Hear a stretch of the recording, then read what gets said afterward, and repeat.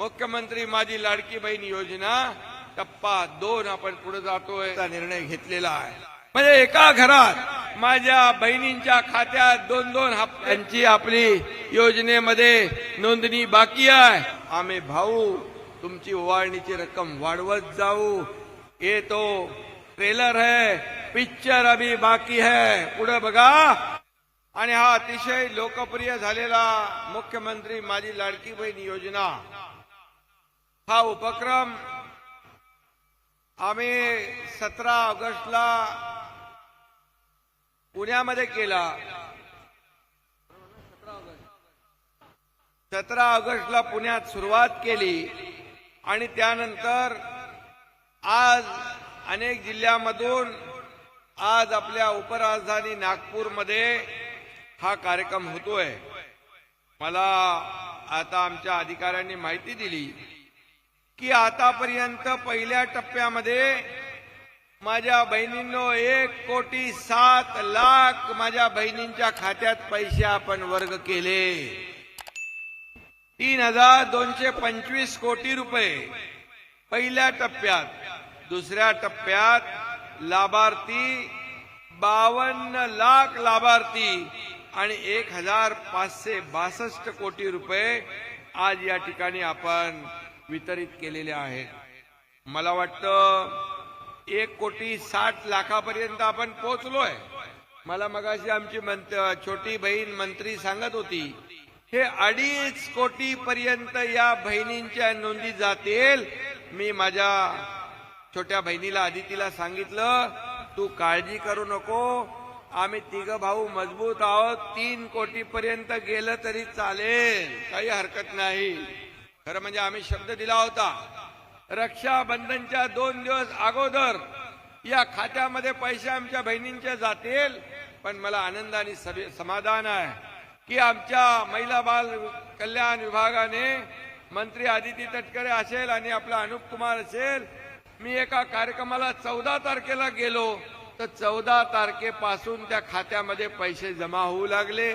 महिला मोबाईल दाखवत होत्या, त्यांच्या चेहऱ्यावर एवढा आनंद होता की आपल्याला त्याचं समाधान ते पाहिल्यानंतर झाल्याशिवाय राहणार नाही। आणि म्हणून आम्ही दिलेला शब्द पाळतो। मग अशी अजितदादा म्हणाले की दिलेला शब्द पाळणारे आम्ही लोक आहोत, जे बोलतो ते करतो। आणि म्हणून विरोधकांच्या पायाखालची वाळू सरकलेली आहे। आज खरं म्हणजे या योजनेने आतापर्यंतच्या सर्व योजनांचे रेकॉर्ड तोडून टाकलेले आहेत। तुम्हीच माझ्या बहिणींनी आतापर्यंतच्या कार्यक्रमाचे रेकॉर्ड तुम्हीच तोडले, तुम्हीच विक्रम मोडलेले आहेत। आणि मग अशी ही लोकप्रिय झालेली मुख्यमंत्री माझी लाडकी बहीण योजना टप्पा 2 आपण पुढे जातोय, टप्पा 3 येईल। आणि हेही सांगतो की तुम्ही विरोधक किती काही म्हटले तरी सुद्धा ही योजना हे आपलं तुमचं सरकार कदापि बंद होऊ देणार नाही, बंद होणार नाही नाही नाही। आणि म्हणून काय काय प्रयत्न करतात म्हणाले ही योजना फसवी आहे, ही चुनावी जुमला आहे, हे फक्त घोषणा आहे, पैसे काय येणार नाहीत, वाट बघत बसा। पैसे जसे खात्यामध्ये यायला लागले तसे विरोधकांचे चेहरे काळे ठिक्कर पडले। बुरी नजर वाले तेरा मुंह काला अशी परिस्थिती झाली माझ्या बहिणींनो। आणि मग म्हणाले काही लोक लवकर पैसे काढून घ्या, लवकर पैसे काढून घ्या, नाही तर सरकार पैसे काढून घेईल। हे सरकार देणार, हे सरकार घेणार नाही। हे पूर्वीचं सरकार आपल्याला माहित आहे हप्ते घेणार होतं, हे हप्ते भरणार सरकार आहे। माझ्या बहिणींच्या खात्यात 2-2 हप्ते भरणार सरकार आहे। त्यामुळे ही देना बँक आहे, ही लेना बँक नाही। आणि म्हणून माझ्या बहिणींनो आपल्याला विश्वास देतो की कुठल्याही परिस्थितीमध्ये ही जी योजना सुरू केलेली आहे ही योजना मगाशी गडकरी साहेब म्हणाले की भाऊबीज आम्ही देणार, रक्षाबंधन दिलं, आता भाऊबीज आता येते आहे, या भाऊबीजीला पण या खात्यात पैसे जातील। पण फक्त एक भाऊबीज आणि रक्षाबंधन नाही तर ही ओवाळणी, ही आमच्या भावांची, तुमच्या बहिणींना ही ओवाळणी कायमस्वरूपी आहे, ही माहेरचं आहेर आहे. त्यामुळे तुम्ही चिंता करू नका, ही योजना बंद होणार नाही. आणि एवढंच सांगतो, तुम्ही जर सरकारची ताकद वाढवली, सरकारची ताकद वाढवली, सरकारची आर्थिक ताकद वाढली, आपण पाहतोय राज्यामध्ये विकासाची कामं सुरू आहेत, अनेक योजना सुरू आहेत. आणि माझ्या बहिणींनी सरकारची ताकद वाढवली तर फक्त आम्ही 1,500 पर्यंत थांबणार नाही. तुम्ही जशी सरकारला ताकद द्याल, 1,500चे 2,000 होतील, 2,000चे 2,500 होतील, 2,500चे 3,000 होतील, किंवा माझ्या बहिणींनो त्याहीपेक्षा जास्ती देण्याची दानत आमची आहे. जेव्हा आमची ताकद वाढेल तेव्हा आम्ही तुम्हाला देताना हात आकडता घेणार नाही. हा शब्द आम्ही तुम्हाला द्यायला आलेलो आहे. आणि म्हणून विरोधकांनी किती आकांडतांडव केलं. मगाशी देवेंद्रजींनी सांगितलं की कोण, मगाशी आशिषनी एक कागद दाखवला मला कोर्टाचा, अनिल पलकड, काय अनिल वलपडी, वडपल्ली तो आडवाच पडणार आहे, कारण तोही कोर्टात गेलाय. का तर मुख्यमंत्री माझी लाडकी बहीण योजना बंद करा म्हणून.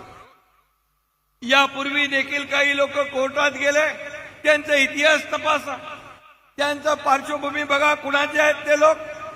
म्हणजे एकीकडे बदनाम करायचं आणि दुसरीकडे कोर्टामध्ये जायचं. मी त्याही वेळी म्हणालो होतो, उच्च न्यायालय माझ्या बहिणींवर अन्याय नाही करणार, माझ्या बहिणींना न्याय देणार. आणि मग मुंबई हायकोर्टाने त्याची याचिका फेटाळून टाकली आणि माझ्या बहिणींचा मार्ग मोकळा केला. आणि आता पुन्हा त्या ठिकाणी गेलेत. खरं म्हणजे मला सांगा, सर्वसामान्य बहिणींच्या खात्यात 1,500 रुपये गेले तर तुमच्या पोटात का दुखतं? पहिले म्हणायचे 1,500 रुपयांनी काय होतंय? 1,500 रुपयांनी तुम्ही काय बहिणींना विकत घेताय? महिलांना तुम्ही लाच देताय?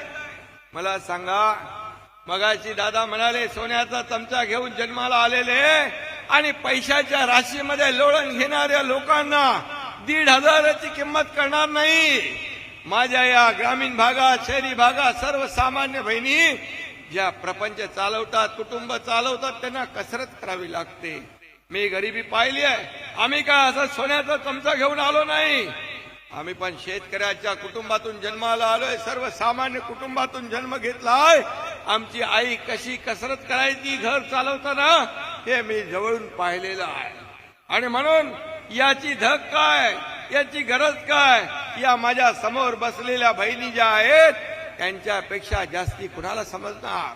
आणि म्हणून मगाशी ती चित्रफित पाहिली आपण, काय परिस्थिती आहे. 1,500 रुपये आल्यानंतर घरातल्या माझ्या बहिणी मुलांना काहीतरी घेतील, नवऱ्याला काहीतरी घेतील, सासू सासऱ्याला काहीतरी घेतील आणि आपला प्रपंच पुढे नेतील.